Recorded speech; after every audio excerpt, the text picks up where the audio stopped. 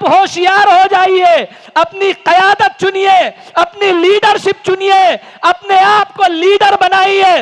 Barrister Asaduddin Owaisi आपको जगाने आए हैं, आपको बताने आए हैं कि मेरे नौजवानों, मेरे अंबेडकर वादियों, मेरे मुसलमानों, जाग जाओ। अगर तुम सोते रहे, अगर तुम भटकते रहे तो कभी राज ठाकरे जैसा बेहुदा लीडर पैदा होगा।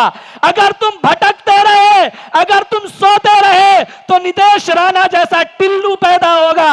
अगर तुम सोते रहे, अगर तुम भटकते रहे तो याद रखना बीजेपी की नफरती एजेंडा पैदा होगा। अगर तुम सोते रहे, अगर तुम भटकते रहे तो याद रखना कांग्रेस की दोगली सियासत पैदा होगी।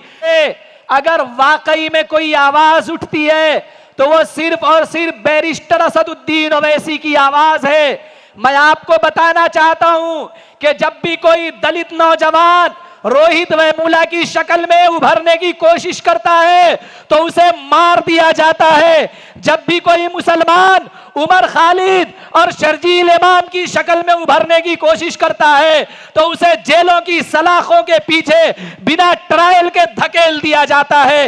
मैं आपको बताने की कोशिश ये कर रहा हूं कि ये कांग्रेस वाले, ये बीजेपी वाले, ये शिवसेना वाले, ये सब के सब एक ही सिक्के के दो पहलू हैं और इन सबों ने इस देश के दलित समाज को, इस देश के अंबेडकर वादियों को, इस देश के मुसलमानों को ठगने का काम किया है।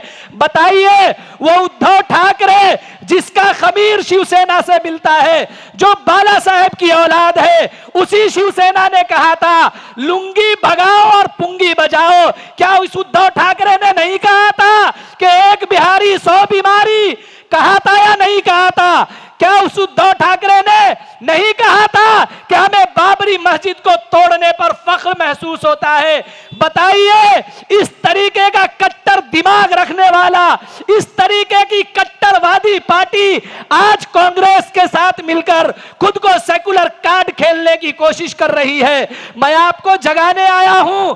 आप बताइए, अभी कुछ दिन पहले लोकसभा का चुनाव हुआ, हमने उस लोकसभा के अंदर मशाल को भर भर कर वोट दिए, लेकिन बताइए जब आपके वक्फ बिल का मसला आया पार्लियामेंट के अंदर, क्या शिवसेना के सभी एमपी ने वॉकआउट नहीं किया था?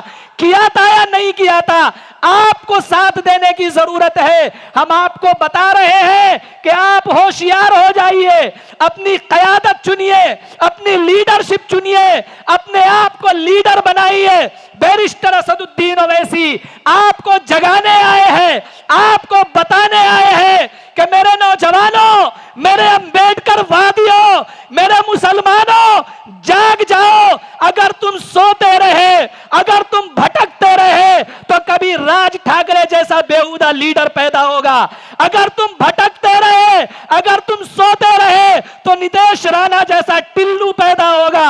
अगर तुम सोते रहे, अगर तुम भटकते रहे तो याद रखना बीजेपी की नफरती एजेंडा पैदा होगा। अगर तुम सोते रहे, अगर तुम भटकते रहे तो याद रखना कांग्रेस की दोगली सियासत पैदा होगी। हम आपको बताना चाहते हैं, आइए मुत्तहिद होकर, मुनज़्ज़म होकर इस बार कुर्ला में एक इनकलाब लाएंगे और अस्मा शेख को जिताकर महाराष्ट्र की असेंबली में भेजेंगे। इस बार हम ख्वाब गफलत में नहीं सोएंगे, इस बार हम किसी के बहकावे में नहीं आएंगे, इस बार हम किसी गलतफहमी में नहीं पड़ेंगे इंशाअल्लाह ताला।